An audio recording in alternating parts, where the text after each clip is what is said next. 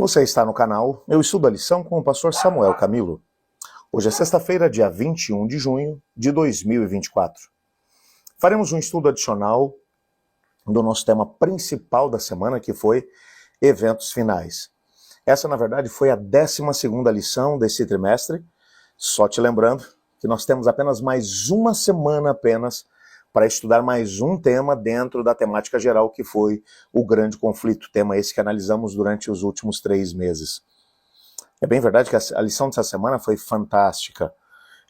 O texto que serviu como base, que nos acompanhou durante toda a semana, foi Provérbios 23, que diz: compre a verdade e não a venda, compre a sabedoria, a instrução e o entendimento.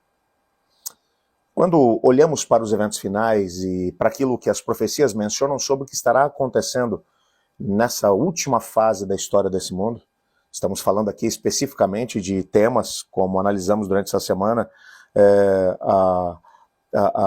questões ligadas ao selamento, a questão da adoração, a imagem da besta, a primeira e a segunda besta, falamos também sobre a chuva temporã em Serôdia, falamos sobre o alto clamor. Foram tantos temas. Quando olhamos para isso tudo, isso parece uma realidade tão distante, uma realidade tão transcendental, quando você pensa que é alguma coisa tão etérea, porque parece distante da nossa realidade. O nosso guia de estudos hoje dá um outro exemplo a respeito de como às vezes é complicado olharmos para a profecia e entendermos o que vai estar acontecendo dentro de um determinado período profético. Quando você pega, por exemplo, a segunda besta que aparece lá em Apocalipse capítulo 13, a besta que surgiu da terra, como já vimos, a interpretamos como sendo os Estados Unidos da América do Norte. Pois bem, quando olhamos para o período em que a Igreja Adventista, os nossos pioneiros, começaram ou conseguiram identificar essa segunda besta como sendo os Estados Unidos da América, isso aconteceu lá pelos idos de 1851, quando pela primeira vez essa interpretação foi aceita pela própria Igreja. Nessa altura, os Estados Unidos não era, sem sombra de dúvida, que não era um país que chamasse atenção no cenário internacional. Era um pedaço de terra num fim de mundo, porque as Américas eram vistas dessa maneira. A América do Sul, então, nessa altura, nem se fala, mas a América do Norte também não tinha nenhum tipo de relevância no cenário internacional. Todo o poder ainda estava concentrado nessa época nos países da Europa. Portanto, quando se olhava para cá, para o Novo Mundo, não se via nada a não ser um lugar de onde os países europeus ainda continuavam a sugar todos os recursos naturais e as riquezas que aqui haviam. Lá pelos dias de 1880, por exemplo, a Marinha Americana era tão forte que ela possuía 48 navios, todos eles velhos, que não tinham condições de poder sequer fazer uma defesa segura do território do país. Como você, olhando para um quadro como esse, poderia entender que os Estados Unidos um dia teriam poder e força suficiente para oferecer poder à primeira besta, que sofreu a ferida de morte, mas que acabou tendo essa ferida curada? Como os Estados Unidos poderiam ter algum tipo de relevância?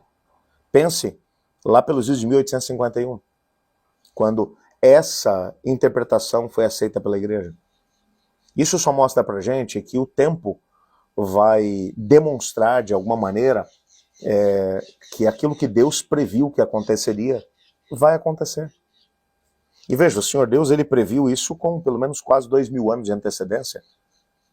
Nada apanha o Senhor desprevenido ou pega o Senhor despreparado.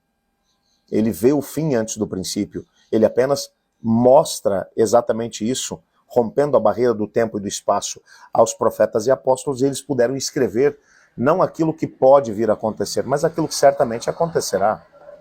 E isso tem que ser alguma coisa que faça com que nós paremos para poder pensar exatamente no cumprimento profético. Quando você pensa agora de novo, vamos voltar aqui para a questão dos Estados Unidos da América. Você pensa no período da Guerra Fria, quando ainda havia um poder muito dividido entre a Rússia e os Estados Unidos. Você vê depois que a Guerra Fria terminou e que os Estados Unidos se firmaram no cenário internacional. Hoje, qualquer coisa que aconteça em qualquer parte do mundo, todo o globo olha para poder ver qual vai ser a atitude que os Estados Unidos vai tomar. Porque com certeza vai ser uma atitude que vai fazer com que os demais países do mundo sigam na mesma direção. Hoje, não existe dúvida de que quem tem o poder nas mãos no cenário internacional são os Estados Unidos da América do Norte. E quando você pensa nas posturas que são tomadas, às vezes até mesmo pela OTAN ou pela ONU, e que os Estados Unidos às vezes vão contra uma determinada postura como essa, você pode esperar, em pouco tempo, essas instituições acabarão se alinhando com os Estados Unidos. Hoje, sem sombra de dúvida, o poder está nas mãos deles.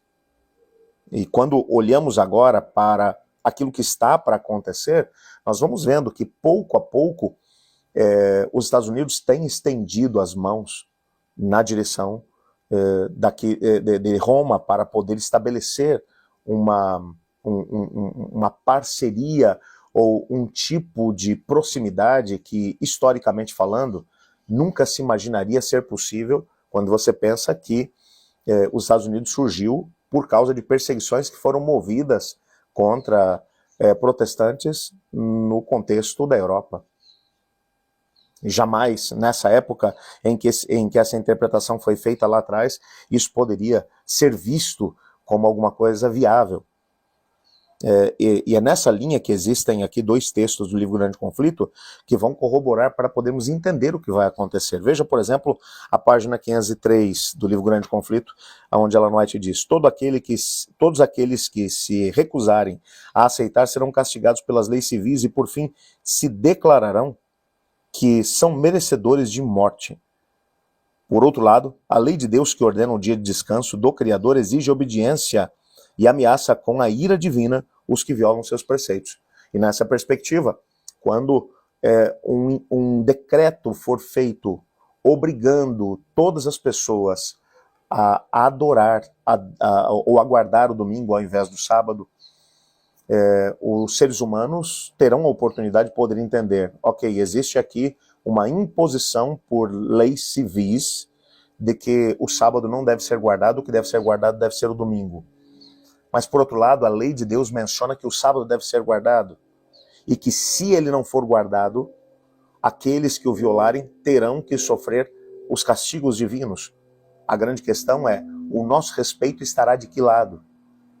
E é claro que nós sabemos que essas imposições virão por parte dos Estados Unidos da América do Norte, que é quem estará emprestando poder à besta que teve a ferida de morte e depois foi curada. Na página 506, quando a tempestade se aproximar, muitos que dizem crer na mensagem do terceiro anjo, mas que não foram santificados pela obediência à verdade, abandonarão sua fé e passarão para as fileiras da oposição, unindo-se ao mundo e participando do seu espírito. Essas pessoas enxergarão as coisas quase do mesmo jeito que o mundo enxerga, de modo que, ao chegar a hora do teste, estarão preparadas para se posicionar do lado mais fácil e de maior popularidade. Quando os observadores do sábado forem levados perante os tribunais para responder por sua fé, esses apóstatas serão os mais ativos agentes de Satanás para distorcer os fatos e os acusar, e por meio de falsos relatórios e insinuações, incitar os magistrados contra eles.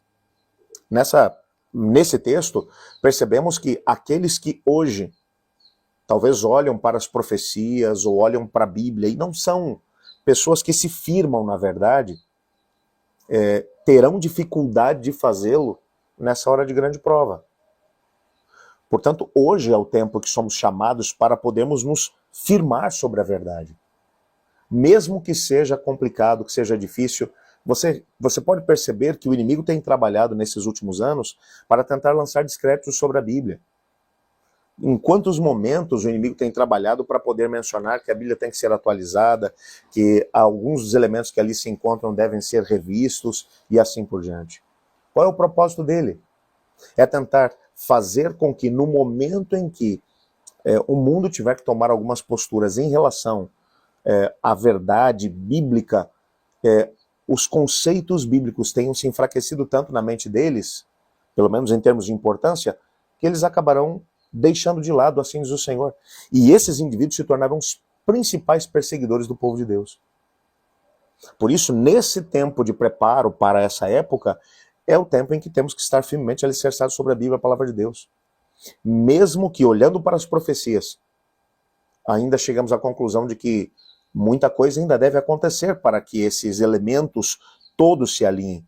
Apesar de, quando olhamos com atenção, percebemos que cada vez os elementos que compõem o cenário internacional têm se alinhado para que o cumprimento profético aconteça.